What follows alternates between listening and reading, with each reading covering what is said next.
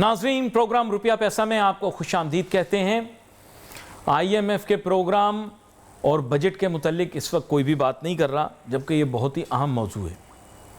Budget sir पे आया खड़ा है, तवज्जो आवाम की भी, ताजिर सनतकार बिरादरी की भी दूसरी जानिब हो गई है, जबकि इनका फोकस आने वाले बजट और फाइनेंस बिल पे होना चाहिए। इनका फोकस ये होना चाहिए कि क्या पैदावारी लागत कम होगी या नहीं होगी। इनका फोकस ये होना चाहिए कि क्या महंगाई बढ़ेगी या कम होगी। इनका फोकस ये होना चाहिए कि अगली दफ़ा मॉनेटरी पॉलिसी क्या होगी या नहीं होगी। लेकिन इस वक्त इनका फोकस ये नहीं है। होना चाहिए बजट के लिए तजावीज़ बहुत ज़्यादा ज़रूरी होती हैं।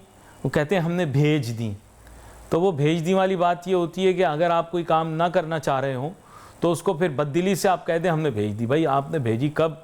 उसके बाद दुनिया के हालात कितने बदल गए, जंग शुरू हो गई, हालात बदल गए, पाकिस्तान का अहम किरदार आ गया।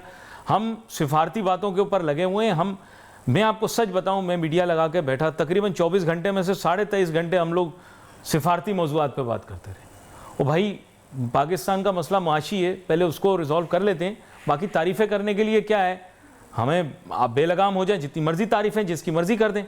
अब मैं देख रहा हूँ ताजिर सनतकारों की दावतें होती हैं, 8 घंटे तारीफ़ों में निकलते हैं, 1.5 घंटा खाने में निकलता है, 5 मिनट पते की बात होती। पता नहीं, ऐसा मेरा ख्याल है, हो सकता है वो गलत ना समझें, लेकिन मेन एम ये है कि यार वो भी अच्छा है, मैं भी अच्छा हूँ, वो सारी दुनिया अच्छी है, बहुत बेस्ट है, हमारा नाम हो गया। लेकिन हमें बात ये करनी है भाई बजट आने वाला है, तजावीज़ कहाँ हैं, फाइनेंस बिल के लिए रिकमेंडेशंस कहाँ हैं, क्या वो लोग कैपेबल थे जिन्होंने वो तजावीज़ पेश की, क्या वो इंडस्ट्री सेंट्रिक या इंडिविजुअल सेंट्रिक हैं, या वो पूरी इकोनॉमी को टारगेट कर रहे हैं।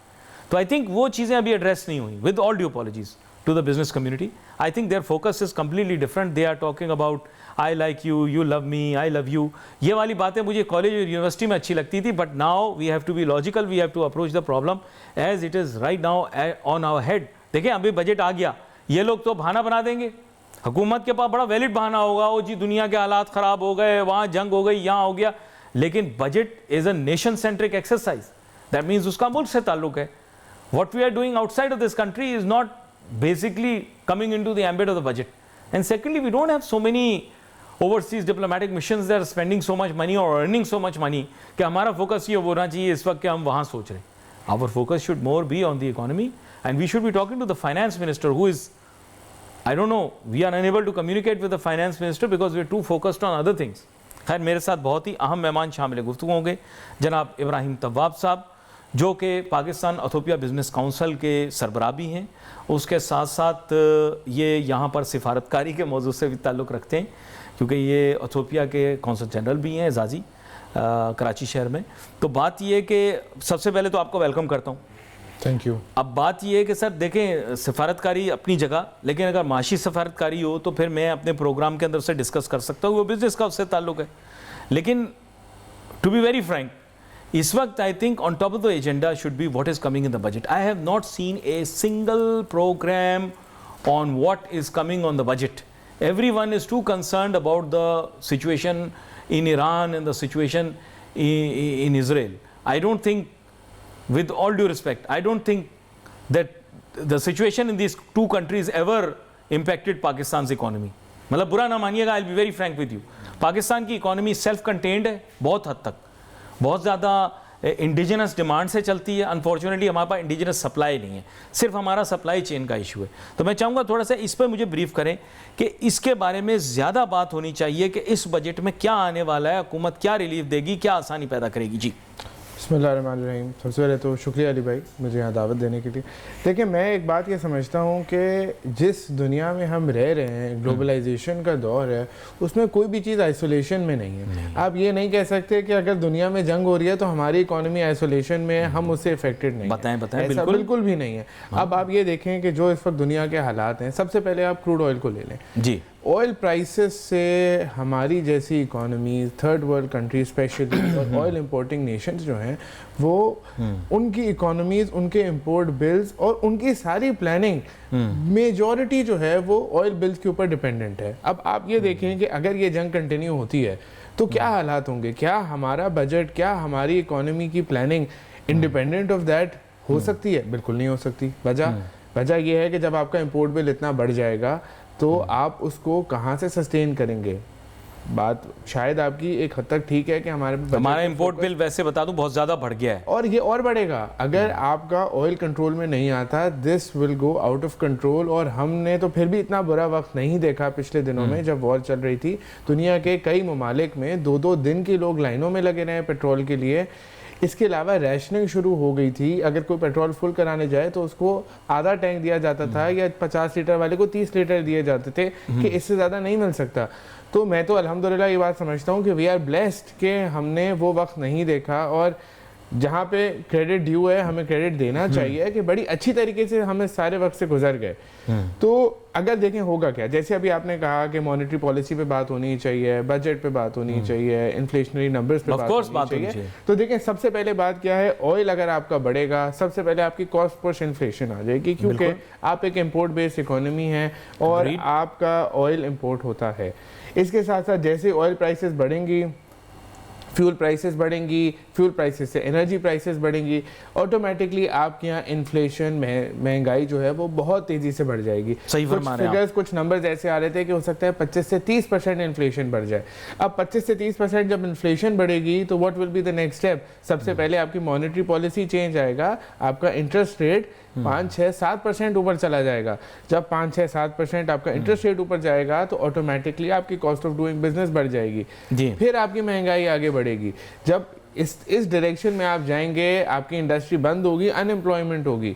तो this is all a cycle. आपने अभी मेरे सामने सिमुलेट करके बता दिया। आई थिंक कि ये गवर्नमेंट को भी, आई think they, I don't no really speaking कि ये इस सिमुलेशन पर काम कर रहे होंगे, क्योंकि जो आपने फोरकास्ट की है I think that's a natural outcome of things if things don't go in our favor, and even if they go in our favor and we have not planned for it. मेरा ऐसा ख्याल है दोनों सूरतों में। नहीं, आप बिल्कुल ठीक कह रहे हैं। देखिए ये तो हमने बात कर ली जो बुक्स पे बात होती है कि हमने बेसिक इकोनॉमिक प्रिंसिपल्स पे बात की कि जी कॉज एंड इफेक्ट, बिल्कुल ये होगा, ये होगा, ये होगा, इंटरेस्ट रेट बढ़ेगा, अनएम्प्लॉयमेंट बढ़ेगी, इकोनॉमिक ग्रोथ स्लो डाउन होगी आपकी, ये सारा एक साइकिल है।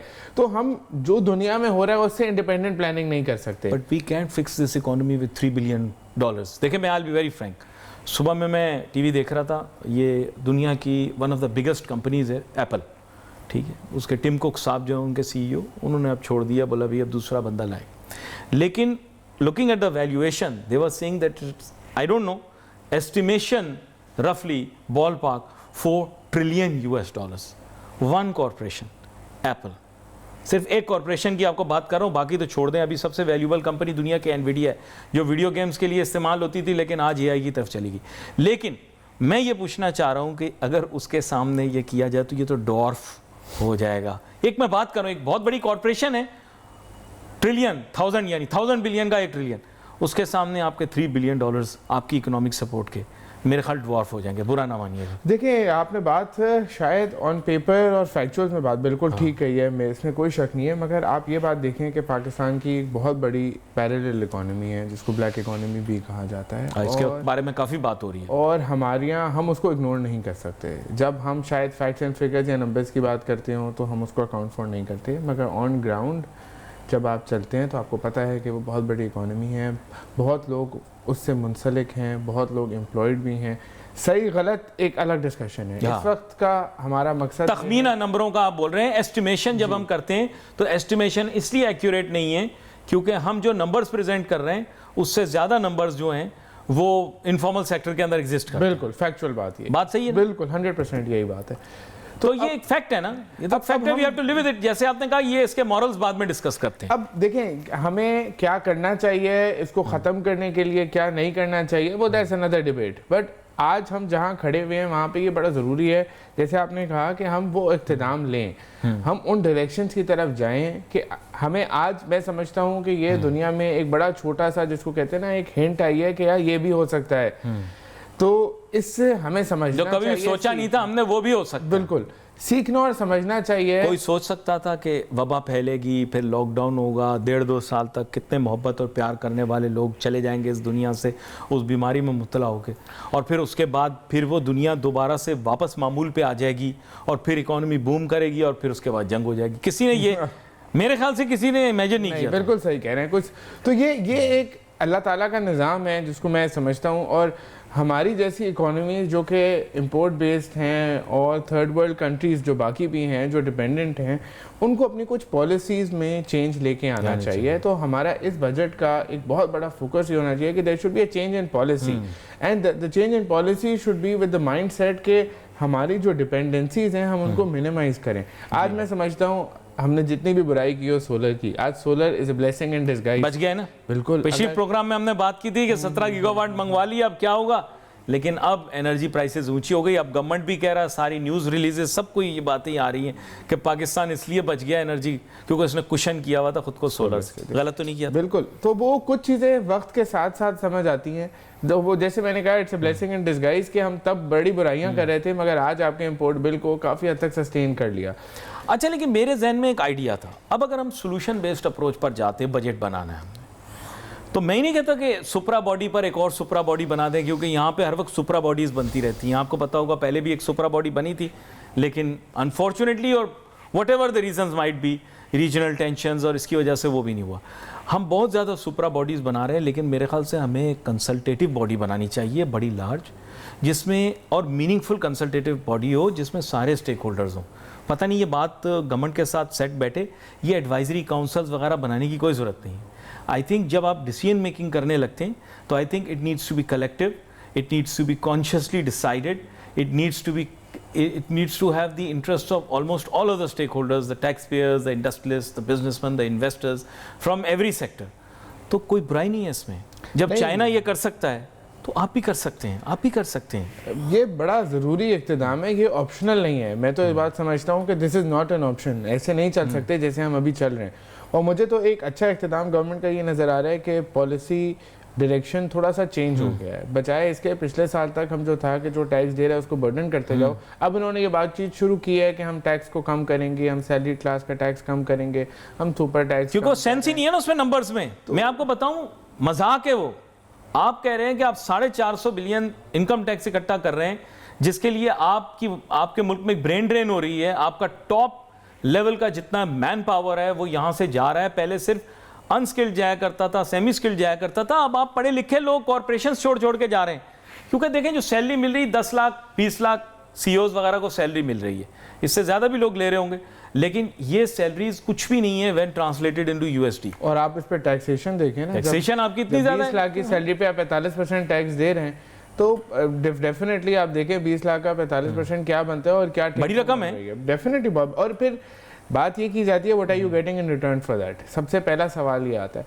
बहरहाल वो एक ऐसी चीज़ है जिसमें मेरा ख्याल है कि गवर्नमेंट को ख्याल आ गया है और इनकी पॉलिसीज़ भी रिवीजन शुरू हुई हैं, मगर जब तक साथ नहीं बैठेंगे नहीं होगा। मैं बता रहा हूँ यही होता कुछ खिचड़ी पक जाएगी। यही होता रहेगा कि आप एक पॉलिसी बनाएं, फिर आप 1 साल बाद करें उस पॉलिसी को रिवाइज करें, तो ऐसे काम चल नहीं सकता। मैं आपको एक बात बताऊँ, मैंने ये गोरों को, आप भी बाहर पढ़े हैं और दूसरे मुल्कों में घूमे भी हैं, और आपने देखा होगा गोरे हमेशा जो है ना चीज़ें लिखत में लेकर आते हैं। हमेशा when ever they come for a meeting they have a bag with them. मैं हमेशा सोचता हूँ कि यार हम तो खाली जब जाते हैं, वो लोग पूरा बैग साथ लेकर आते हैं। मैं हमेशा उनसे पूछता था कि व्हाट इज़ इन इट। आजकल तो पेपरलेस इन्वायरमेंट हो गई। उन्होंने कहा नहीं, इसमें वो डॉक्यूमेंट्स हैं जो कि आज की मीटिंग के रेफरेंस में, दैट मीन्स एक कॉपी मैं अपने पास रखूँगा और एक कॉपी सामने वाले के पास। We don't wait for the person who is the decision maker कि वो अपने लैपटॉप पे हमारी फाइल खोले, कि वो खोले ना खोले। फिर उसके बाद ये कि उन्होंने कहा आज भी डिजिटल दौर में भी वो कहते हैं कि we don't go for digital signatures, we like to sign off when we are getting up. मैंने कहा वाकई में कहते हैं जी। मैंने कहा था हमने तो फिल्मों में देखा आप लोग कंप्यूटर पे करते हैं। उन्होंने कहा ऐसा कुछ कंप्यूटर पे नहीं होता। आज भी we sign the documents off, we make minutes for every meeting and we ensure that the meeting minutes of the meeting are जिसे कहते हैं disbursed and disseminated amongst all the members and the key stakeholders. मैंने कहा अच्छा, government decision maker भी unfortunately मैं आपको बताऊं ब्यूरोक्रेट्स भी रिलाई करते हैं, खुद एक पेज की शायद समरी भी नहीं लिख सकते। नॉट कि वो केबल नहीं है, बट टाइम नहीं होता, कोई मसरूफियत हो, आगे आप खुद समझ जाएं, आप सही नहीं। मेन एम ये है कि ज़्यादातर मैंने देखा है बिजनेसमैन खुद लेके जाते हैं समरी का टेम्पलेट और वो जाके देते हैं, उनका टाइपिस्ट जो है वो प्रिंट आउट निकाल के देता है, वहीं पे काम हो जाता है। सही बोल रहा हूँ, गलत बोल रहा हूँ? तो करवाएं ना sir. There is no way forward except for that. No way your suggestions and advice every year I can tell you. I'm not saying that they go in, but I definitely feel they go to the back burner. They go to the back burner. मैं आपको clear बात बता रहा हूँ। देखिए लड़ना झगड़ना पड़ता है बहुत ज़्यादा, और इस वक्त तो जो हालात नज़र आ रहे हैं कि किसी का फोकस है ही नहीं। प्रायोरिटीज़ दूसरी तरफ हैं, तो ऐसे सिचुएशन में इनको थोड़ा सा ना टीम को डिवाइड करना चाहिए कि मैं ये नहीं कहता कि जो काम कर रहे हैं वो ज़रूरी नहीं है, बहुत ज़रूरी है, और इसके लॉन्ग टर्म इफ़ेक्ट जो हैं वो पाकिस्तान में बहुत पॉजिटिव आएंगे, इसमें भी कोई शक नहीं है। But at the same time आप शॉर्ट टर्म इश्यूज़ को नहीं छोड़ सकते।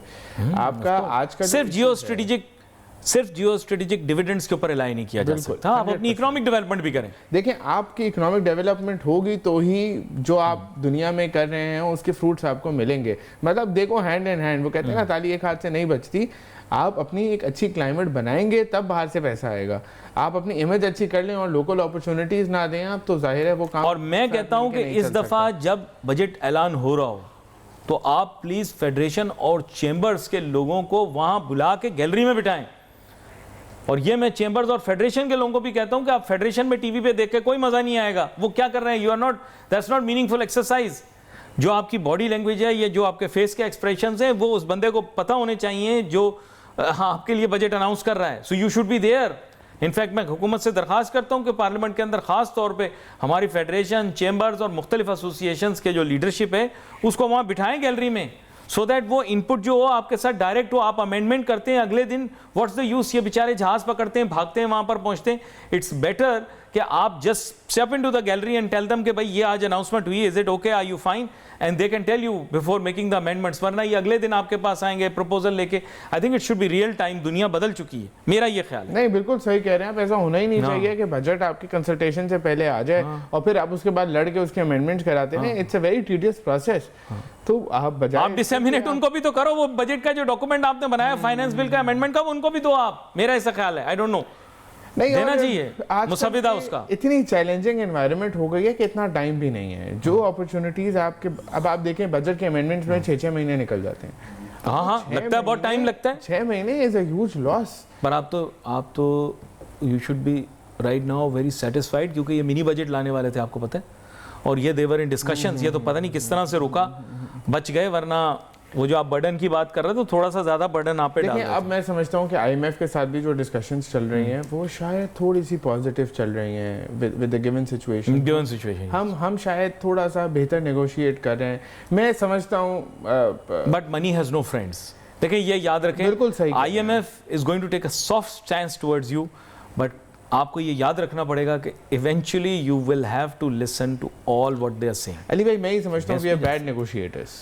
अगर हमें बड़ी अच्छे मौके मिले हैं, बड़ी अच्छी अपॉर्चुनिटीज़ मिली हैं, अगर हम अच्छा नेगोशिएट कर लेते तो शायद आज हमारा मुल्क जिस बहरान में है इसमें नहीं होता। मगर गिवन दैट, मैं समझता हूँ आज भी हम जिस प्लेटफॉर्म हमें मिल गया है, अगर हम अच्छा नेगोशिएट कर लेते हैं अपने लिए। देखें, this is not worth the compromise. मैं आपको मजे की बात बताता हूं, अगर आज ये बोलें कि डिक्टाट लेना जो है इट्स वर्थ द कॉम्प्रोमाइज, बुरा ना मानिएगा, I don't think it's worth the compromise for $1 or $2 billion a year। बिल्कुल नहीं, ये 1 or 2 बिलियन ये ट्रेड ऑफ बिल्कुल ठीक नहीं है, ये ट्रेड ऑफ है ही नहीं sensible. When I say a good negotiation, I'm talking about big numbers and I'm not talking about financial help directly। हमें चाहिए कि हम यूएस को बोलें कि यार हमारे टैरिफ जीरो करो। देखिए, $1 trillion के सॉवरन फंड्स हैं इनके, मिडिल ईस्ट के कंट्री के जो हैं अक्यूमुलेटेड या एग्रीगेट, अगर आप देखें ना, दे $1 trillion फंड्स। तभी तो ये अनाउंस कर देते हैं। जब डोनाल्ड ट्रंप साहब आए वहां पर तो इन्होंने कहा हम आपके साथ ये डील भी करेंगे, वो भी करेंगे। ये को खुद वो नहीं कर रहे होते कि अपनी जेब से दे रहे होते हैं। दे हैव सॉवरन फंड्स, जिसके माने ये है कि इनके मुल्क के अपने फंड्स होते हैं which are in used to be in billions of dollars. लेकिन जब जैक लगे तेल के और उसके, तो now I think they are in $1 trillion। देखिए बात ये तो मेरा ख्याल है आप पेट्रो डॉलर की बात कर रहे हैं। हाँ, वो भी आया उनके पास, डॉलर भी एक बहुत बड़ा। लेकिन मैं समझता हूँ कि पाकिस्तान के लिए ना ये बहुत बड़ा मौका है। हमें चाहिए कि हम ये छोटे कुछ $2-4 बिलियन के लिए बात ना करें, हम मार्केट एक्सेस के लिए बात करें, हम ट्रेड के लिए बात करें, हम अपने मुल्क की लॉन्ग टर्म डेवलपमेंट के लिए बात करें। हम छोड़ देंगे पेटी $2-4 बिलियन के लिए। ये $2-4 बिलियन आज लेंगे का अगले साल फिर वहीं आके खड़े होंगे आप, वहीं खड़े हुए, फिर क्या वहीं खड़े हुए हैं, कोई फायदा नहीं। ज्यादा पैसा डेट सर्विसिंग में जा रहा है बजट का। यही तो मैं आपको बोल रहा हूं कि बजट में आप बैठे उनके साथ डिस्कस करें, भाई ये बजट का ज्यादा हिस्सा आप दे रहे हो डेट सर्विसिंग में। जब तक आपकी लॉन्ग टर्म पॉलिसी नहीं होगी चलता रहेगा। क्या करेंगे, जब आपने उधार लिया है तो उस पर इंटरेस्ट तो देना पड़ेगा ना, वो तो आप उसको नहीं छोड़ सकते। मगर आप अपनी, ये वो मौका है कि आप अपनी इकोनॉमी को चलाएं। ये वो मौका है कि आप यूएस से कहें जी हम आपके साथ बैठे हैं, हमने आपकी हेल्प की है, we need 5 years of zero tariff. ले 5 साल का जीरो टैरिफ, देखें आपकी इकोनॉमी कहां से कहां पहुंच जाएगी। जीरो टैरिफ देने के लिए तैयार थे उन्होंने आपको कहा कि पॉन्डर ओवर इट, आप हमारे सारे इंपोर्ट्स को, यानी जो हमारे मतलब यूएस के एक्सपोर्ट्स हैं, हमारे इंपोर्ट्स हैं, अगर यूएस के साथ जो आप ट्रेड कर रहे हो उसमें यूएस की प्रोडक्ट्स आप लो, लेकिन 0% पे। और पाकिस्तान में बहुत सारे बिजनेसमैन ने ये सजेशन दी कि हमें ज़ीरो कर देना चाहिए, क्योंकि हमारी यूएस के साथ बहुत कम, हमारी लॉपसाइडेड ट्रेड बैलेंस है, हम कुछ भी इंपोर्ट नहीं करते, ज़्यादा से ज़्यादा मैक्सिमम $1 बिलियन का हम पर इंपैक्ट आएगा, लेकिन उसका एडवांटेज हमें शायद इससे कहीं ज़्यादा हो, मैनी फोल्ड। बिल्कुल बिल्कुल। और जीरो टैरिफ करने से कितना फायदा होगा? लेकिन मैं आज समझता हूँ कि ये बात भी पुरानी थी। आज हमारा we have an upper hand. Yes, आज हमने देखिए दुनिया जो है ना वो सही कह रहे हैं, गिव एंड टेक पे। आज हमने अगर किसी को फेवर किया है तो वी ओ देम। आज हम कोई चीज मांगेंगे तो हमें मिलनी चाहिए। आप इकोनॉमिक माइलेज मांगे ना, किसने मना किया? आप पॉलिटिकल और डिप्लोमेटिक माइलेज तो हासिल कर रहे हैं।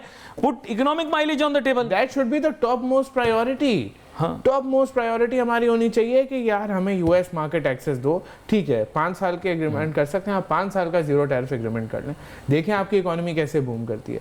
आप और मैं सोच भी नहीं सकते ये आईएमएफ को हम खुद पे ऑफ करेंगे, हमारी अपनी इकोनॉमी पे ऑफ करेगी, हमारी अपनी इंडस्ट्री ऐसे चल रही होगी कि जितनी हम बात करते हैं ना अभी ये हर गली में इंडस्ट्री बंद है, यही इंडस्ट्री चल रही होगी, यही पुरानी मशीनरी जिसको आज आप स्क्रैप कर रहे हैं, ये मशीनरी भी काम आएगी। देयर इज एब्सोल्युटली, मतलब अगर आपको कहना कि यार मौके से फायदा उठाना चाहिए तो ये फायदा है इस मौके के उठाने वाला।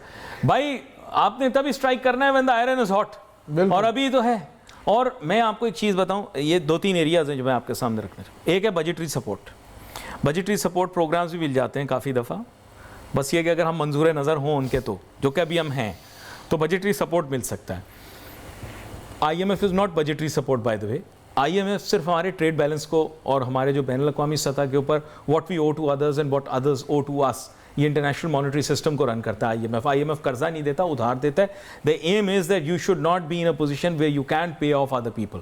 ये मसला है। वो कोई क्या कहते हैं रफ़ाए आम के लिए या कोई अवामी खिदमत के लिए काम नहीं कर रहे। They have a very big interest. ये जो उन्होंने किया था ना अग्रीमेंट अपने यहाँ ब्रेटन वुड और ये सब, ये इन्होंने किया इस स्लाइड से, ताकि भाई कल कोई मुल्क किसी के पैसे ना लौटा सके तो क्या होगा, पूरा इकोनॉमिक सिस्टम कोलैप्स कर जाएगा। इनफैक्ट वो क्या था, वो जो सबमरीन थी ना, इम्प्लोड, एक होता है एक्सप्लोड, एक होती है इम्प्लोड, तो ये इम्प्लोड हो जाएगा, इसीलिए उन्होंने ये बनाया। इन अदर वर्ड्स ये एक वो है safety valve feature, safety feature है ये, कि they try to help us out. ये कोई कर्जा नहीं है, उधार है। अच्छा, दूसरी चीज़ मैं बजटरी सपोर्ट के आगे आपके पास आता हूँ। बजटरी सपोर्ट के साथ एक और बहुत बड़ा सपोर्ट है जो इनसे हमें मिलता है, वो है डेवलपमेंट फंड्स। ये देते हैं world bank, Asian development bank, और हमारे मुस्लिम उम्मा की भी एक है इस्लामिक डेवलपमेंट बैंक IDB, तो ये हमें देते हैं। अच्छा, ये मिल रहे हैं, लेकिन they are targeted towards infrastructure projects and sustainable development goals. Sorry to cut you out. हाँ, कट अली भाई, हमें ज़रूरत नहीं है, हमें इसकी भी ज़रूरत नहीं, हमें इनसे बाहर निकलना पड़ेगा, हमें अपनी सोच को बड़ा करना होगा, हमें एक इंडिपेंडेंट मुल्क की तरह से, फाइनेंशियली इंडिपेंडेंट मुल्क की तरह से आगे बढ़ना होगा। और ये मौका जो आज आपके पास है, मैं कहता हूँ कि बड़ा प्लेट में रख के मिल गया। आप देखें यूएस इकोनॉमी कितनी बड़ी इकोनॉमी है। अगर आप अपना सिर्फ टारगेट ये रखें कि यार हमें we have to be financially independent, we don't want to rely on any support systems, कोई बजटरी सपोर्ट हो, कोई IMF हो, हमें ज़रूरत ही नहीं है। हमारे पास किस चीज़ की कमी है? हमें किसी चीज़ की कमी नहीं है। We have the resources, we have the products. हमें सिर्फ और सिर्फ एक, आप ये कह लें, ये 5 साल का एक ब्रेक थ्रू चाहिए। यहाँ से आपको मार्केट एक्सेस मिले, ईरान से आपको सस्ता तेल मिले, you are in a win win situation. आपको कुछ करने की जरूरत नहीं है, आपको किसी बजटरी सपोर्ट सिस्टम की जरूरत नहीं है। Even in the short run, 6 महीने में आप अपनी ट्रेड फिगर्स देखिएगा, आप कहाँ से कहाँ चले जाएंगे। हमारे पास बहुत पोटेंशियल है, हमारे पास अनयूटिलाइज रिसोर्सेज हैं। ये होना कि आप कहें कि एक इकोनॉमी जो है वो अपनी 80 या 90% रिसोर्सेज यूटिलाइजेशन पे जा रही है, तो हमें टाइम लगेगा अपनी रिसोर्सेज बढ़ाने में, ऐसा नहीं है। हम इस वक्त शायद 40-50% रिसोर्स यूटिलाइजेशन, शायद उससे भी कम, बिल्कुल, क्योंकि हमारी नंबर्स और फिगर्स हमें सामने नहीं आते। बट इवन दैट, अगर आप ये 40-50%, तो आप अपना GDP सीधा सीधा डबल करना है, और all of this is going towards your exports. You don't need any kind of a ये अब support आपने system. GDP की बात की, तो बजट भी फिर ऐसा बनाना पड़ेगा जो डबल डिजिट ग्रोथ को सपोर्ट कर सकता हो। बिल्कुल, नहीं तो आप तो बजट डबल डिजिट ग्रोथ वाला नहीं बना रहे ना। आप तो कह रहे हैं, IMF कह रहा है cool down cool down cool down. अब वो कूल डाउन के चक्कर में क्या है कि हमारी स्लो डाउन हो गई। In other words, cool down के माने ये होते हैं स्लोइंग डाउन। वो हमें ये कहना चाह रहे हैं कि आपके मुल्क के अंदर इन्फ्लेशन इसलिए ज़्यादा है क्योंकि आपका पेस ऑफ इकोनॉमिक ग्रोथ बहुत है, लेकिन ये सही नहीं है। बिल्कुल सही, ऐसा नहीं है। मेरा नहीं ख्याल हमारा पेस ऑफ इकोनॉमिक ग्रोथ है, मुझे नहीं पता, आप बेहतर नहीं, बता आप सही कह रहे हैं, ऐसा ही है। लेकिन अब देखिए ना, इन्फ्लेशन मेरे ख्याल से पाकिस्तान के अंदर बिल्कुल इकोनॉमिक ग्रोथ से रिलेट नहीं कर रही। इसके और रीजंस हैं। कोई कहता है जी सप्लाई साइड है, कोई कहता है जी कॉस्ट पुश है, कोई कहता है जैसे अभी आपने बताया अभी तो कॉस्ट पुश आ सकती है, इसी तरह डिमांड पुल है। अब ये हर आदमी अपनी दे सकता है, लेकिन to be very frank I feel there is a major disconnect between inflation and economic growth in this country, और ये IMF को भी अंडरस्टैंड करना चाहिए। क्योंकि हम किताबी इकोनॉमी नहीं है, we are not one of those economies जो आप बुक रन कर सकते हैं। हमारी इकोनॉमी के बड़े अपने चैलेंजेस हैं, हमारी इकोनॉमी के डायनामिक्स बड़ी डिफरेंट है, हमारी इकोनॉमी के साथ साथ एक अनपैरेलल इकोनॉमी चल रही है बहुत बड़ी, जिसको आप इग्नोर नहीं कर सकते।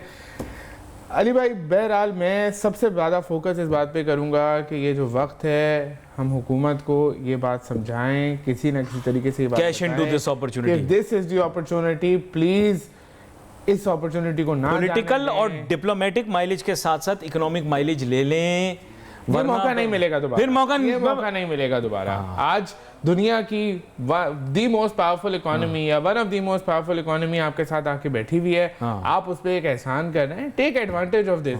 और उसके लिए ये बहुत छोटा सा फेवर है, बहुत छोटा सा फेवर है। अच्छा, मैं आपको मजे की बात बताऊं, ये मिडल ईस्ट की बात हो रही थी, अगले दिन डिबेट हो रही थी पाकिस्तान साउथ एशिया में, मिडल ईस्ट में काफ़ी है, आपने देखा होगा ट्विटर पे और सोशल मीडिया पे चैटर रही, एक्स बन गया वो ट्विटर।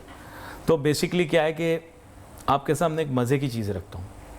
ईरान रफली 20% oil reserve of the world which is exportable. Exportable अलहदा होता है और वो अलहदा है, जैसे Russia is the biggest perhaps when it comes to oil, but it's not all exportable.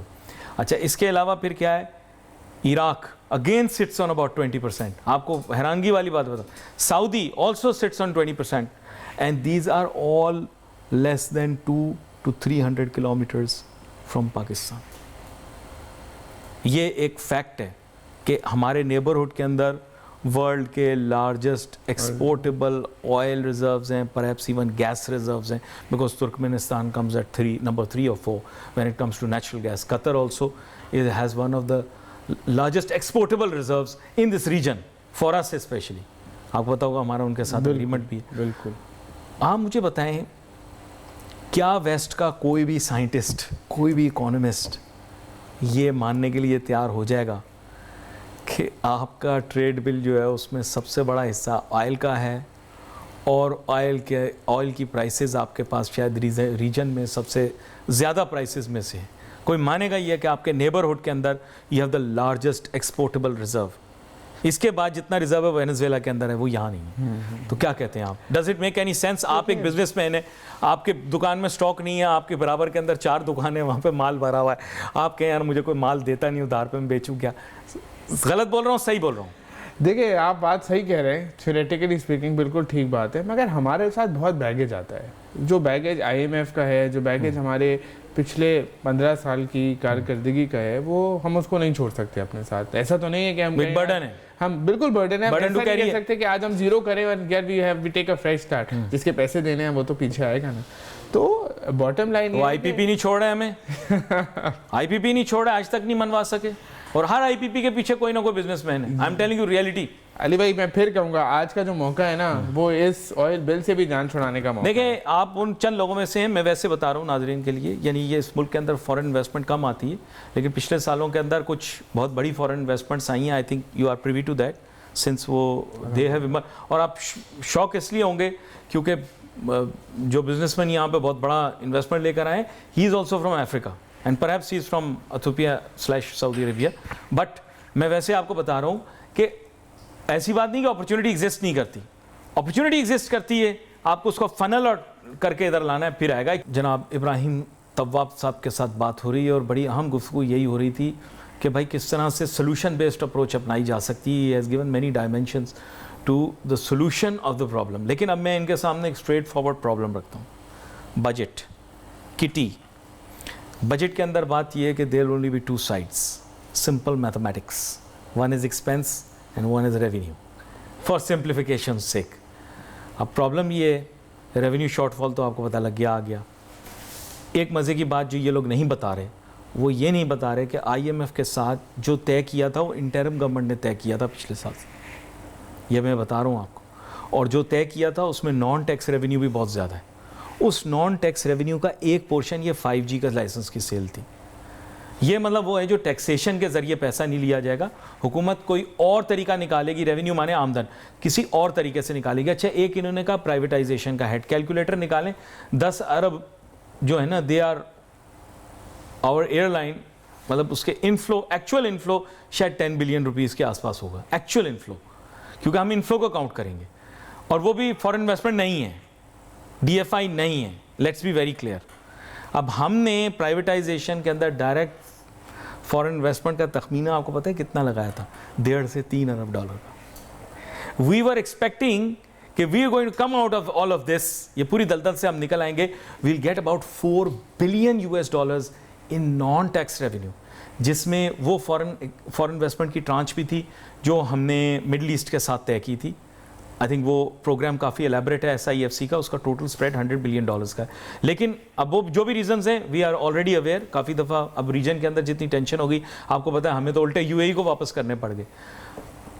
ये जो तखमीना था ना sir, I tell you something interesting, इसमें शॉर्टफॉल आया है, इसमें कोई बड़ा वो नहीं आया।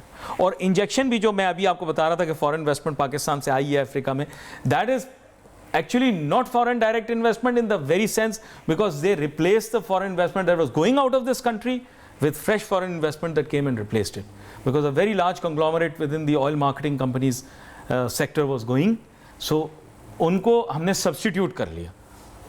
It wasn't bad, one can say that the damage control was done, लेकिन really speaking जो inflow हम expect कर रहे थे वो हमें नहीं मिला, और बजट के अंदर अब वो नंबर्स लॉपसाइडेड होंगे, क्योंकि आपका नॉन टैक्स रेवेन्यू है नहीं और टैक्स रेवेन्यू में शॉर्टफॉल है। ये आ चुका है अखबारों में, आपको पता है। So that's one side of the story. तो आप वहीं पे ही पीछे रह गए। तो एक्सपेंडिचर पे मैं बाद में आता हूँ, पहले रेवेन्यू को ज़रा देख लें। बजट के अंदर ये जो शॉर्टफॉल्स होंगे, ये काफ़ी बड़े शॉर्टफॉल्स होंगे।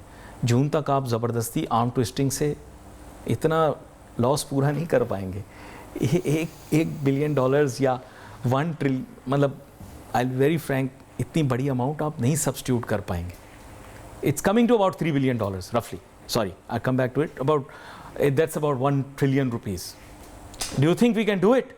देखिए अली भाई, हमारी जो पॉलिसी रही है ना हुकूमत की रेवेन्यू कलेक्शन की, मैं तो उसी को समझता हूँ कि वो गलत है कि जो टैक्स दे रहा है आप उसी को निचोड़ते जाओ। ये तो एज अ पॉलिसी गलत है। आज आप देखें total number of tax payers इस मुल्क में हैं कितने, it does not even account for, I think, 7% or 6% of the total population. तो but they say that we go after large taxpayers, ना? वही बात है, we start from the top. वो बात है कि जो दे रहा है उसी को निचोड़ते जाओ आप, तो that should not be the policy. Policy तो ये होनी चाहिए कि आप अपना टैक्स बेस को बढ़ाएं। सबको भी निचोड़े तो मिलेगा कुछ नहीं ना अली भाई, आज नहीं मिलेगा, एटलीस्ट डायरेक्शन तो ठीक होगा। हमारा तो डायरेक्शन ही गलत है। आज आप सीधे रास्ते पे चलना शुरू करेंगे तो मंजिल मिलेगी ना।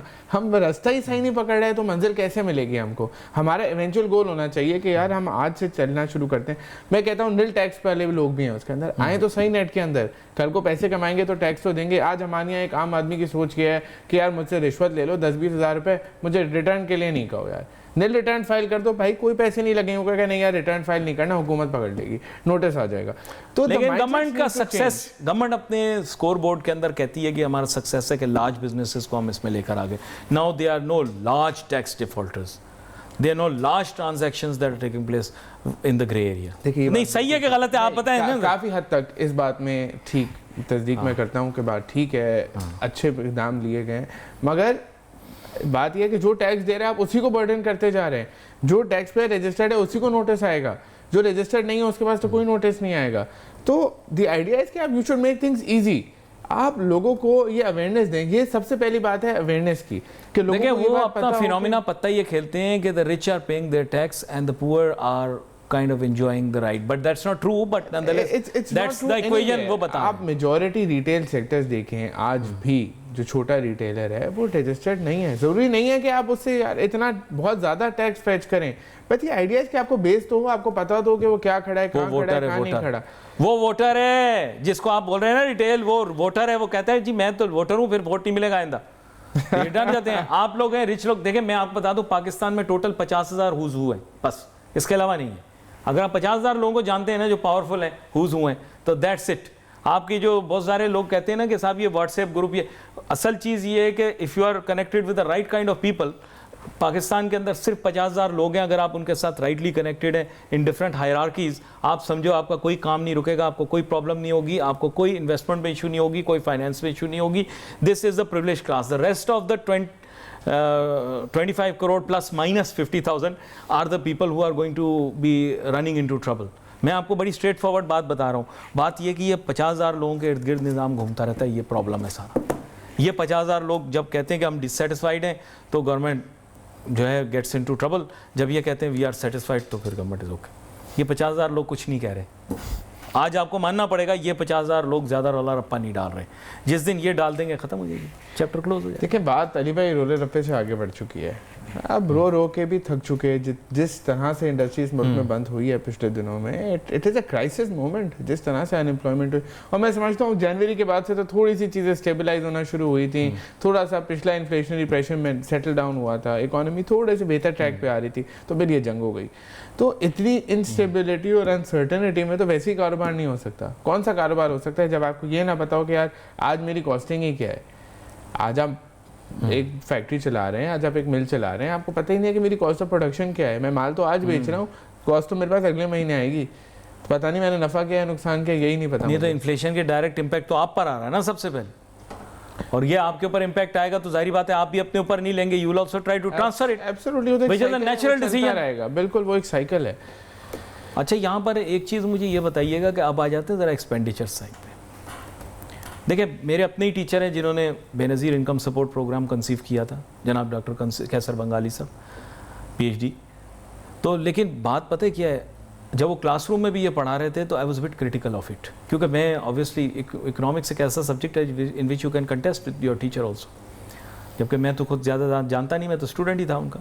लेकिन मेरी जो अपनी व्यू है, पता नहीं आप उससे एग्री करें, I say don't give a person a fish, teach the person how to catch a fish. Absolutely, absolutely. ये अगर आप करोगे ना कि डेस्टिट्यूट इन्वायरमेंट क्रिएट कर दोगे जहाँ पे कुछ लोग हैं जो कि नीडी हैं, and all you are doing is you are doing philanthropy. It's very good to do philanthropy, नेकोकारी का काम करने से बिल्कुल नहीं रोक रहा आपको, लेकिन इसका जो इकोनॉमिक बेनिफिट है versus the amount of money that we are pumping into this, hundreds of billions of rupees worth of taxpayer money goes into income support program, and I don't think it's making a worthwhile economic contribution to this country. Maybe मैं गलत हूँ, आप मेरी इस्लाह अली भाई देखें, बिल्कुल यही बात हम मैक्रो लेवल पे बात कर रहे थे अभी. जो आपने कहा कि हम बजटरी सपोर्ट फंड पे चले जाएं, क्यों जाएं? हमें सेल्फ सफिशिएंसी होना चाहिए. I agree with you. वही माइक्रो लेवल पे ये वाली बात आ जाती है. हमें एज अ नेशन अपने माइंडसेट्स को बदलना होगा. हमें मेहनती कौम की तरफ जाना पड़ेगा. I think the youth programme was slightly better, क्योंकि वो क्या कह रहा था कि भाई आप एंटरप्रेन्योर बन जाओ, आप एंटरप्रेन्योर करो, हम आपको करो, लेकिन उसके अंदर आपने इतने रुकावटें डाल दी कि बिकम्स अ प्रॉब्लम. एक बिजनेस टाइकॉन मुझे मिले, शायद आप भी जानते हो उनको, मुझे कह रहे हैं यार अली भाई ये पर्सनल गारंटी हमारा बैंक लेता है पाकिस्तान के अंदर, ये हम कभी वेस्टर्न कंट्री में भी जाके डायरेक्टर की पर्सनल गारंटी नहीं ली जाती, तभी तो ये LLC बनी है, लिमिटेड लाइबिलिटी कंपनी. इसकी फिलॉसफी ये है कि your liability is limited to your stake in the company. तो कह रहे हैं कि यार हमारे यहाँ पाकिस्तान के अंदर they do it by compulsion, you have to sign that document and tell them the look it is my personal guarantee. तो फिर फ्री एंटरप्राइज का कॉन्सेप्ट तो खत्म हो गया. बिल्कुल सही बात है. ये गलत कह रहा हूँ मैं या सही कह रहा हूँ? वो टाइकॉन मुझे कहने लगे अली भाई ये अब चेंज करके बताओ, मैं मान जाऊंगा. कह रहे हैं इतना बड़ा सिस्टमिक प्रॉब्लम है, जो भी बाहर के मुल्क से आता है वो हंसता है, कहता है कि आप पर्सनल गारंटीज ले रहे हो उस दौर के अंदर जब दुनिया के अंदर LLCs का काम चल रहा है, और डिजिटल एसेट्स के अंदर तो आपको आइडेंटिटी भी नहीं पता होती कौन ओनर है कौन नहीं. ये जो अब टोकनाइजेशन वगैरह और क्रिप्टो की बातें कर रहे हैं, यहाँ पे most people are anonymous on this. ये देखें ना, इस तरह के रिफॉर्म्स लाने की जरूरत है. अच्छा, on the expenditure side government का मैंने एक हाईलाइट किया कि वेलफेयर. अब मैं आपके सामने दूसरी चीज़ प्रेजेंट करता हूँ, मैमथ गवर्नमेंट. इस लेवायथन को कैसे पालेंगे?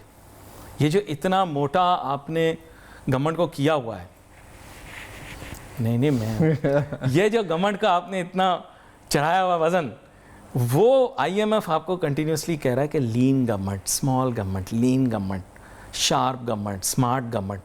तो आप इस पर क्यों वर्क नहीं कर रहे हैं? ये एम्प्लॉयमेंट एजेंसी नहीं है government, it is our tax payer money that goes into this. तो ये बहुत बड़ा एक्सपेंडिचर है जो नॉन डेवलपमेंट एक्सपेंडिचर है. इसके बारे में भी तो कुछ कहें, रिफॉर्म क्यों नहीं हो रहा है इस बारे में? ये तो वो वाला एक्सपेंडिचर है जिसके बारे में हम, मेरा ख्याल है, रो पिट के सब चुप हो चुके, मगर यहाँ पे कुछ मैमथ एक्सपेंडिचर कुछ खा जाता है हमारे बजट को भाई, और ज़रूरत भी नहीं है.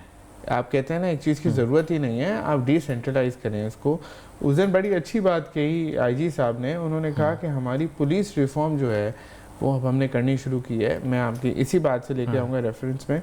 उन्होंने कहा पहले जो हम अपने नीचे के सिपाही भर्ती करते थे तो वो हम एक उस क्लास या उस एजुकेशन रिक्वायरमेंट नहीं होती थी उसकी। उन्होंने कहा अब हम उसको रिफॉर्म पे लेके आना शुरू किए हैं कि we need to go for smart policing. तो I think similarly the concept should be taken in the government that we should go for smart hiring. हम 2 के बजाय 1 बंदा हायर करें मगर स्मार्ट हायर करें और हम अपना कैलिबर बेहतर करें। जब आपके पास लोग बेहतर होंगे तो ऑटोमेटिकली आपके पास सिस्टम्स बेहतर होंगे। मसनूई ज़हानत के आने के बाद बड़ी बड़ी corporations, even companies like Microsoft are rethinking their business models, governments are rethinking their working and functions, working को अपने चेंज कर रहे हैं।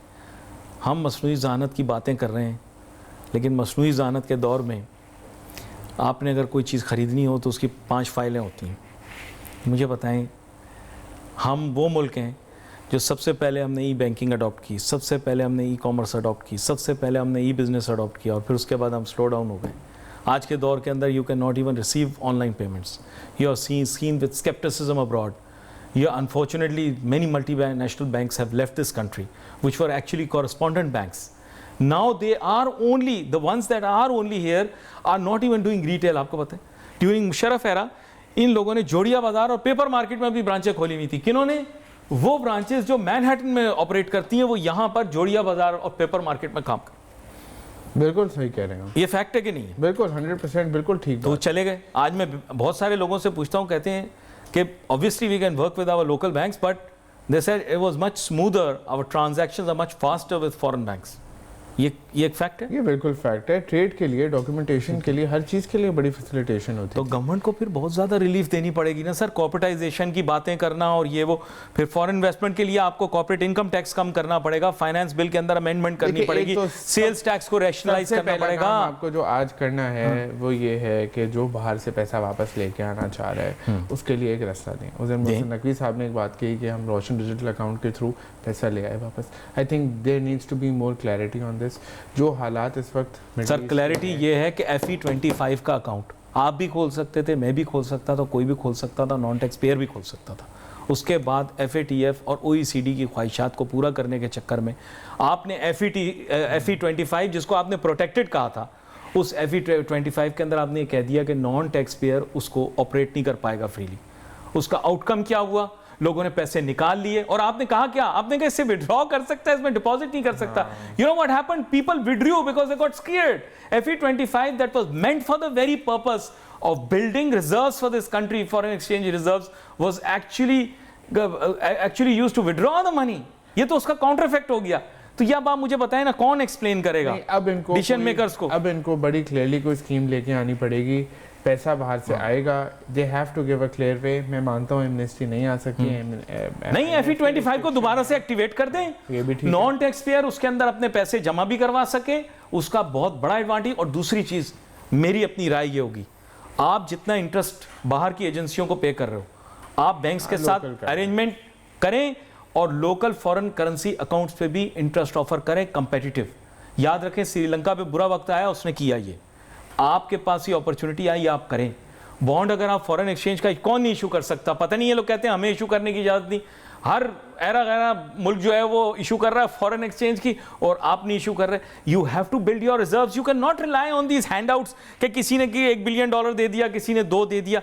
It needs to be time. Public देने के लिए तैयार है। लोगों ने अलमारियों में भरे हुए हैं, लोगों ने तकियों में भरे हुए हैं अपने डॉलर्स, लोगों ने लॉकरों में रखे हुए, लोग लाके दे देंगे आपको। अच्छा इख्तिदाम था अभी एप्टेमा ने ऑफर किया जो गवर्नमेंट को $2 बिलियन। उन्होंने कहा अगर आपके पास रिजर्व शॉर्ट है हम देंगे। तो ये this is a very positive sign. अगर आपके अपने लोग आके खड़े हो रहे हैं आपके मुश्किल वक्त में, तो यूटिलाइज दिस। लोग देने के लिए तैयार हैं। बट अली भाई, you need to give investors the security. Yes, कि ये उनको पता हो कि यार अगर आज वो पैसा दे रहे हैं, आपने एक दफा कह दिया कि FE25 का स्टेटस आ गया। तो मैं एक मिसाल दे रहा हूं आपको।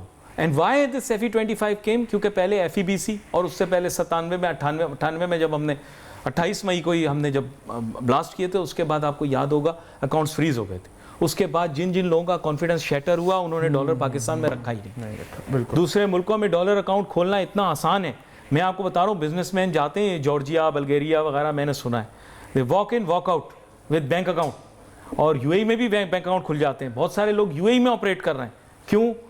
उनको ये पता है कि कभी ब्लॉक करके उसमें से टैक्स नहीं लेगा, कभी ये करके नहीं, ये रियलिटी है, मैं आपको बता रहा हूँ। दुनिया की रियलिटी चेंज हो रही है, रियलिटी चेंज हो रही है। पैसे लोग लेके जा रहे हैं, लोग कह रहे हैं दुबई से पैसा वापस आएगा। मैं आपको बताऊं, दुबई से पैसा आगे स्पेन और पोर्टुगल ले जाने वाले इतने एजेंट जमा हो गए हैं, दुबई, यूएई और इधर उधर भी जमा हो गए, और जगह भी जमा हो गए। पाकिस्तानी इतने ज्यादा चले गए पोर्टुगल के अंदर कि अब मुझे लग रहा है लिस्बन के अंदर उर्दू भी चल जाएगी। मैं तो आपको बता रहा हूं, मैं कैलिफोर्निया के अंदर जितनी देर रहा, मैंने 3 दिन फैसला किया कि अब मैं अंग्रेजी नहीं बोलूंगा। यकीन करें, मैंने उर्दू पंजाबी के साथ कैलिफोर्निया में गुजारा किया। ये आपको यकीन आता है क्या? 3 दिन मैंने कैलिफोर्निया यूएसए के अंदर गुजारा किया, इंग्लिश नहीं बोली, सिर्फ उर्दू और पंजाबी बोली, क्योंकि इतने सारे लोग हमारे वहां आ चुके हैं। हम रियलाइज नहीं कर रहे क्या खोला हुआ है, पेट्रोल पंप खोला हुआ है, क्या खोला हुआ है, स्टेशन खोला हुआ है, क्या खोला हुआ है, रेस्टोरेंट खोला हुआ है। अब नाम नहीं बता सकता वहां पे मुझे कौन कौन मिला, वरना फिर मुझे अगर ह्यूस्टन टेक्सास चला जाता तो वहां पे तो आधा पाकिस्तान मिल जाता। ऐसे लगता है कि जौहर खुला, जौहर बिल्कुल ऐसे लगता है गुलिस्तान जौहर आ गए। ये वहां पर एक जगह है शुगरलैंड, वहां पर आपको ऐसे लगेगा आप गुलिस्तान जौहर में घूम रहे हैं, गुलशन में घूम रहे हैं, ऐसा माहौल है, यकीन करें। आपको ही पता होगा। तो सर ये क्यों लेके गए पैसे? मैंने इनसे पूछा, अब वो आप बताइएगा उनको कि क्यों लेकर गए, लेकिन उन्होंने कहा कि वापस लेकर आए। आप उन्हें कहें कि बजट के अंदर सब चेंज कर। जो लोग आपको वहां मिले वो क्या पैसा वापस लेके आएंगे? नहीं, वो मेरा नहीं ख्याल ला सकते हैं, बिकॉज अगर गवर्नमेंट एमनेस्टी भी देती है, उनमें से बहुत सारे लोग ऐसे कि तब भी नहीं ला सकते। लेकिन गवर्नमेंट को ये करना पड़ेगा, आपने जो कहा है, इस फाइनेंस बिल में कोई अमेंडमेंट करके अगर एमनेस्टी नहीं भी लाते तो टैक्स कोई सेफ तरीका दें कि जिससे पैसा अंदर आ सके। वेसल्स होती हैं, वेसल का तरीका ये होता है कि दूसरे मालिक, तो आपको पता है, अपने पासपोर्ट्स तक फॉर सेल रखे हुए उन्होंने। एस्क्रो अकाउंट्स खोलते हैं, they let you put the money there, they ask for the source of funds. Of course आजकल दौर ऐसा है, OECD का दौर है, डेटा शेयरिंग का दौर है। If you got money that's not white, even if it's grey, you should be able to bring it back to Pakistan in one way or the other, क्योंकि we cannot be in a situation where we have more than 30 or 40 billion dollars lying outside the country. Which is a fact. It's much more. It's much more. At least इतने तो हैं, this is a fact। और ये पैसा आ जाएगा वापस। लोगों की इंक्लिनेशन है, आज लोगों को नजर आ रहा है कि जो अपना मुल्क है वो अपना मुल्क है, यहाँ पैसा सिक्योर है। थोड़ी सी गवर्नमेंट प्रोटेक्शन दे दे बस। वो प्रोटेक्शन फाइनेंस बिल और बजट में ही आएगी ना। ये तो आपको रिकमेंडेशन देनी पड़ेगी। गवर्नमेंट इतने अरसे से वो हाउसिंग का प्लान बना रही है। उस दिन आपसे हाउसिंग का भी जिक्र किया, लेकिन बीच में क्या था कि he stop for a moment and said कि IMF उसको अप्रूव करेगा। इन अदर वर्ड्स IMF कोई भी एक्सेप्शन या एग्जेम्पशन कबूल नहीं करेगा, ये मैं आपको बता दूं, because they are no exceptions in their eyes. They say कि एक दफा आपने एक्सेप्शन ले ली, then you will create exceptions and SROs for everything, which we will not allow. That means you will have to sit down with international experts who know how to get through with this, क्योंकि IMF जो भी कानून बनाता है उसमें कोई loop hole भी होता है, वहाँ से आप निकल सकते हैं। एक और बजटरी एक्सपेंडिचर का इशू है सर, इशू है development funds. IMF has cut development funds. Non development funds का आपने बता दिया अभी कि जॉब्स और लीन गवर्नमेंट क्यों नहीं आ सकती। I think everyone understands it. Development budget पे आप कट लगाओगे, मेगा प्रोजेक्ट नहीं आएगा, लोहा नहीं बिकेगा, सरिया नहीं बिकेगा, सीमेंट नहीं बिकेगा, हाँ, तारकोल नहीं बिकेगी, सड़कें नहीं बनेगी, हाँ, और एजुकेशन इंफ्रास्ट्रक्चर नहीं बनेगा, इकोनॉमिक ग्रोथ और GDP ग्रोथ नहीं आएगी। ये फैक्ट है, this is a scientific fact. तो अब इसका भी तो बताएं ना। देखिए, बार बार कह रहे हैं there are some things which should not be negotiable. हाँ, ये एक वो वाला फैक्टर है कि हम एक डेवलपिंग कंट्री हैं, मोटरवे नहीं बना सकते, विद अ यूथ पॉपुलेशन हम नहीं सर्वाइव कर सकते without development fund. Development fund हमारी नेसेसिटी है, एजुकेशन इंफ्रास्ट्रक्चर हमारी नेसेसिटी है, हेल्थ केयर इंफ्रास्ट्रक्चर हमारी नेसेसिटी है। हम इसके बगैर, और हमारा इस वक्त ऐसा इंफ्रास्ट्रक्चर नहीं है हम जिसकी बेसिस पे कुछ अरसा निकाल सकें। This needs continuous improvement and there is no compromise on that. How the government can fund this? अब या तो गवर्नमेंट बैठ के कोई और हल निकाले। दूसरे मुल्क बॉन्ड्स इशू करते हैं, बहुत सारे लोग म्यूनिसिपल बॉन्ड्स इशू करते हैं, आप भी कर सकते हैं, बट ऑफ कोर्स आपको वो ट्रस्ट लेवल अचीव करनी पड़ेगी। अली भाई, ट्रस्ट लेवल आ गया इस मुल्क में। मैं बड़े यकीन से आपको ये बात कह रहा हूँ कि पाकिस्तानियों का भरोसा वापस से मुल्क में आ रहा है। कैश करने वाली बात है, यूटिलाइज करने वाली बात है और कॉन्फिडेंस देने वाली बात है। आज अगर आप इस अपॉर्चुनिटी को कैश करते हैं, यूटिलाइज करते हैं, तो 100% आपको इसके फ्रूट्स मिलेंगे। आपका बहुत शुक्रिया, आपने ज्वाइन किया। बड़ी अहम गुफ्तगू हमारी हो रही थी जिसके अंदर हमने बात की बजट मेकिंग के बारे में, IMF के बारे में, और बिलखुसूस हमने ये जानने की कोशिश की कि ये जो हमारा बजटरी डेफिसिट है उसके लिए क्या हमें कोई सपोर्ट मिल सकती है? क्या फाइनेंस बिल के अंदर कौन कौन सी अमेंडमेंट्स रिक्वायर्ड होंगी? किस तरह से हम ऐसी तब्दीलियां ला सकते हैं कि बजट जो है वो हमारा ज़्यादा मौसर हो जाए? और बिलखुसूस हमारी ताजिर सनअतकार बिरादरी इस बजट के मुतालिक क्या सोचती है? ये बहुत ज़्यादा अहम चीज़ें हैं जिनकी जानिब हमने देखना है। अच्छा, इसके साथ साथ मैं आपको एक और बात भी बताता चलूँ कि इसमें पाकिस्तान का रेवेन्यू भी बजट का हिस्सा है। कितना रेवेन्यू कमाया और फिर नेक्स्ट हम कितना रेवेन्यू कमाएंगे। देखिए, अपने लिए बहुत ज़्यादा बड़े बड़े टारगेट सेट करना बड़ी आसान चीज़ है, लेकिन फिर उनको अचीव करना वो एक चैलेंज बन जाता है। पाकिस्तान को एक बहुत ही कंजर्वेटिव किस्म का नंबर इस दफ़ा रखना चाहिए ताकि हम उसे आराम से अचीव कर सकें। Don't go beyond, don't stretch yourself too much, क्योंकि अभी ऐसी सिचुएशन है नहीं, ना वर्ल्ड की ना पाकिस्तान की, कि we stretch ourselves too much. खैर एनीवे, ये तो सजेशंस हैं। We wait for messages on Facebook. Ali Nasir my team को इजाज़त दीजिए। अल्लाह हाफिज़।